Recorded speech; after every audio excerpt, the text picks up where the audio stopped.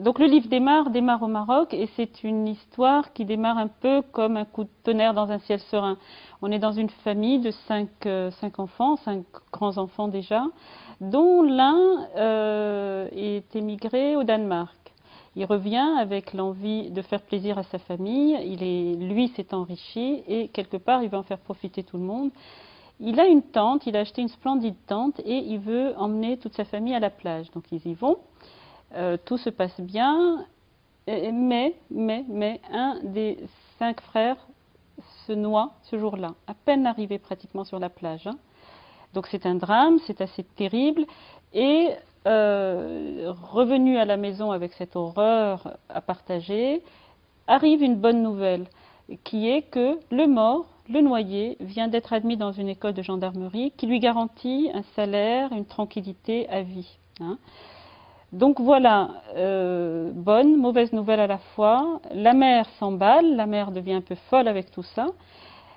Et la mère décide pour tout le monde que cette chose-là ne peut pas arriver, ne peut pas se finir comme ça. Et elle impose au frère plus jeune que le noyé, qu'elle appelait d'ailleurs le malchanceux, elle lui dit « c'est toi qui es mort, c'est pas lui.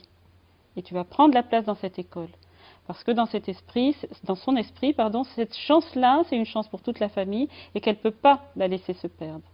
Donc voilà, c'est une histoire de substitution d'identité qui se continue après par une espèce de quête d'identité et qui se termine dans une espèce d'envol. C'est pour ça qu'on a appelé le livre Rêve d'envol. Alors cette maman, on n'est pas d'accord. Moi, je la trouve odieuse, enfin pieuvre, enfin castratrice quelque part.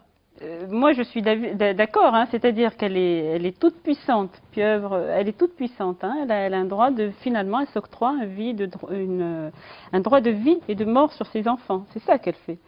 Alors, moi, j'ai voulu montrer ça parce que elle existe, cette dame. Hein, même si j'ai tout fait pour qu'on la reconnaisse pas, mais elle existe. Mais j'avoue que les retours que j'ai sont des retours d'hommes qui la trouvent superbe parce qu'ils me disent « elle va jusque-là pour sa fratrie ». Donc je laisse les lecteurs décider de s'ils la trouvent belle, bonne, forte, pas forte. Le fait est qu'elle est ça dans le livre, hein, alors clairement. Moi je trouve qu'elle tue 2 enfants. Absolument. C'est-à-dire qu'elle en perd un à la noyade et elle tue le deuxième parce qu'il ne sait pas ce qu'il va. Donc il va s'en aller. Hein. Il va s'en aller et il va aller dans son école de gendarmerie, ça va mal se passer hein, parce qu'il n'est pas du tout fait pour ça. Voilà. Et puis bon, il a la honte un peu de se faire passer pour ce qu'il n'est pas. Absolument. Alors, il a des scrupules vis-à-vis de ce frère mort hein, et c'est pas sa place. Qu'est-ce que je fais là, moi? Et il y a un truc, et à un moment, il décide de partir, d'émigrer en Espagne. Oui. Et alors, ce que je ne savais pas, c'est qu'en marocain, ça veut dire, le mot correspond à dire brûleur de... Absolument, il y a un mot en arabe qui est très fort, hein, qui est haraga. Harag en arabe veut dire brûler. Hein.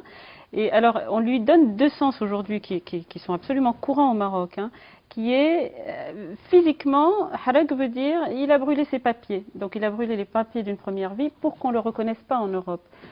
Tous ceux qui émigrent savent que une de leurs chances de survie, c'est qu'on ne les reconnaisse pas, qu'on ne sache pas qui ils sont pour ne pas les renvoyer au pays. Hein. Lui, alors ça c'est le premier sens qui est littéral, et effectivement, symboliquement, c'est devenu un sens à un autre niveau qui est ils brûlent leur vie. Voilà. D'autant qu'il y a, comme vous le savez, des gens qui meurent dans le détroit hein, quand ils veulent s'en aller. Donc ce sens-là est devenu un sens tout à fait commun. Quand on dit harag, il y a vraiment ce sentiment qu'on brûle, soit pour mourir définitivement, soit peut-être pour renaître. Parce que lui, c'est une libération quelque part. Il faut le dire, il s'en va pour se libérer quelque part de la mer, pour essayer de savoir ce qu'il est. C'est comme une fuite. Hein. Il va en avant en se disant, je vais peut-être découvrir qui je suis là-bas. Il a l'intuition, en faisant ça, que voilà, tout est devenu brouillon. Il était quelqu'un, il est devenu quelqu'un d'autre. Il a fait tout ça sans réagir. Il est surpris lui-même. Hein. J'ai pas su réagir, j'ai pas su dire non.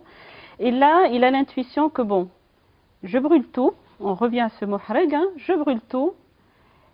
Mais il a le sentiment que c'est pour mieux renaître. Hein. Il a vraiment l'intuition à ce moment-là, c'est une intuition très forte, que c'est autre chose qui lui est permis à travers de cet acte où il brûle ce qui est passé, mais pour mieux renaître.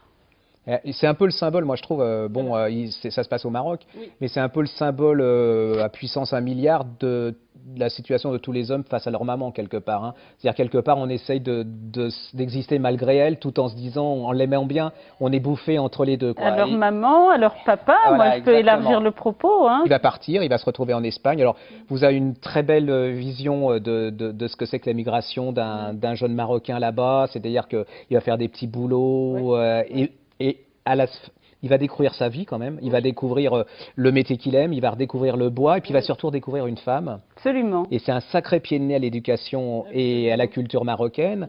C'est-à-dire que cette femme va le faire devenir homme et il va pas lui faire oublier sa mère, Non. mais et elle a une très belle expression, c'est qu'il est emmailloté comme dans des langes, et cette femme, elle va lui retirer les langes, et il va être complètement libre, et c'est la femme qui fait qu'il devient un homme, ce qui est quand même un scandale, enfin, quelque part.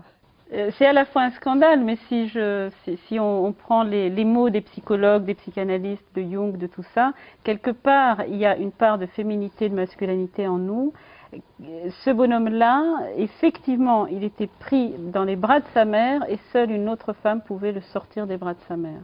Voilà. Mais une femme forte. Mais en fait, déjà, c'est hyper passionnant. C'est-à-dire que c'est un vrai roman avec une vraie histoire. Vous voulez savoir ce que devient le personnage. Vous paniquez pas parce que c'est comme du cadra. C'est-à-dire que sauver mes cadras, c'est aussi passionnant. C'est-à-dire qu'elle a l'art du suspense, un écrivain, c'est d'abord raconter une histoire. Elle raconte superbement l'histoire. Elle a un style qui est au service de l'histoire. C'est-à-dire que vous oubliez complètement l'écrivain pour ne penser qu'au personnage. Ils sont attendrissants, ils sont choquants, ils sont vivants, ils sont comme elle. C'est-à-dire que c'est un livre vivant qui vous bouffe, qui va vous interpeller quelque part. Il y a ces femmes aussi en Espagne qui sont extraordinaires. Oui, oui, oui. Alors, j'y ai mis un peu de moi-même là-dedans parce que j'avoue que j'aime beaucoup l'Espagne parce que je trouve que quelque part, donc étant moi-même marocaine, française, l'Espagne est à mi-chemin et l'Espagne a su quelque part mettre ensemble l'Orient et l'Occident.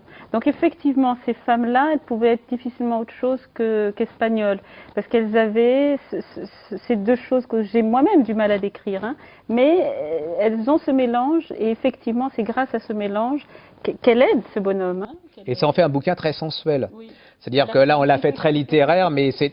Ah non, mais je trouve même c'est sensuel parce qu'il y a la mer, il y a toujours la nature, il y a le bois, il aime le soleil, enfin, il y a toujours... Moi, je trouve que c'est pas un truc trop intello dans la conception, il est vraiment vivant avec de la chair, du sang. C'est des choses senties, hein. Oui. Alors, tout n'est pas ressenti par moi. Il y a beaucoup de choses qui m'ont été dites. C'est quelque chose, je ne sais pas imaginer. C'est-à-dire, je ne sais pas décrire des sensations brutes de rien, sorties de nulle part ou de ma tête. Donc, c'est soit des sensations que j'ai eues et qui trouvent leur place dans le cours de ce que j'écris, soit quelqu'un d'autre me les a dites et il me les a dites tellement bien que je les ai reprises à mon compte. Alors voilà, ça fait très analyse littéraire là, mais ce que je voulais dire, bon, c'est un des livres importants de l'année. C'est vous nous écoutez là, on a besoin de vous hein, parce que nous on n'a pas de réseau. Alors déjà, on en a parlé sur France 5, sur LCI, ça marche, on peut le dire, ça décolle vraiment très bien. Ils ont refait une réédition du livre, mais il va falloir que vous fassiez un buzz sur ce. Là, vous êtes je sais pas combien amis de la Griffe Noire. Il faut que vous achetiez ce livre, que vous l'envoyiez à chaque. Vous êtes 1086 ou je sais plus quoi. Donc il faudrait qu'au moins il y ait 1000 personnes qui parlent de ce bouquin, qui en parlent à ses amis, qui le mettent sur leur site et qui disent voilà. On vous conseille un bouquin pour Noël, c'est le bouquin de vos fêtes, c'est le bouquin. Si vous voulez découvrir un grand écrivain, comme vous avez découvert Cadra, comme vous avez découvert Mokedem, et ben c'est cette femme qu'il faut découvrir. Si vous passez à côté de ça, vous êtes des gros niais, c'est-à-dire vous êtes bon pour acheter le dernier Goncourt, vous êtes bon pour acheter le dernier Bec BD, vous méritez pas de lire quoi quelque part. Il faut mieux lire Marc Lévy et Musso ou Amélie Nothomb. Alors si vous voulez nous faire plaisir, si vous nous faites confiance, ça fait X années que vous nous faites confiance, vous lisez son bouquin et vous allez découvrir un écrivain mais vraiment vivant, de talent, vous allez vous y attacher, ça c'est extraordinaire, vous allez attendre le dernier qu'elle est en train d'écrire et vous verrez, vous allez en parler à vos copines et c'est vrai que ça rappelle Camus aussi, c'est vrai que, mais c'est vraiment universel, c'est pas franco-français comme maintenant, le maman, le papa, l'amant, Paris, le 5e arrondissement, c'est des gens que vous allez croiser dans la rue et je vous jure que c'est une des grandes découvertes de cette année. Merci, merci.